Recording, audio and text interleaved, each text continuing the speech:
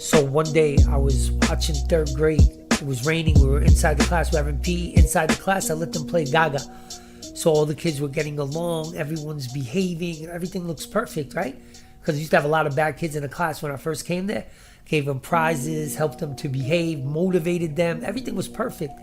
So I sat back and I was watching everybody play, and I was so sated spiritually, like with the calmness and the peace in the room. So this girl, Ariella, was sitting next to me. I don't like mentioning names, but when you're at Tzedeket, I'll mention your name, Ariella. So she was sitting next to me. So you know what she says to me? She goes, "You're not a good coach." And I remember thinking to myself, because at that moment I was thinking what a great coach I was, how I had these kids behaving. The greatest form of motivation is encouragement. Like I was like, yo, using the wisdom of God to help these kids get closer to God. And it was working perfect. You're not a good coach. And she's not a hater. So if she's going to say that, there's a reason. So I said to Ariella, with all due respect, look at the kids, yo. Look at Moshe. Look at this. Look at Yaakov. Look at all the kids behaving, yo. Come on, man. You can't say that I didn't make magic in this class, yo.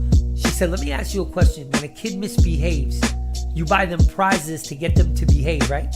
I said, yeah. And you see it works great. She goes, great. But let me ask you this question.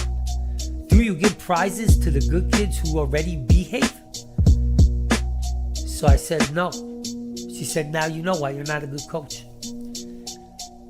So I remember I looked at her and I said, wow, yo, that's deep. I appreciate that from God. God used little Ariella from third grade to give me a speech, to teach me a lesson. Don't be so consumed with helping the wicked that you forget about the righteous, because that's not justice.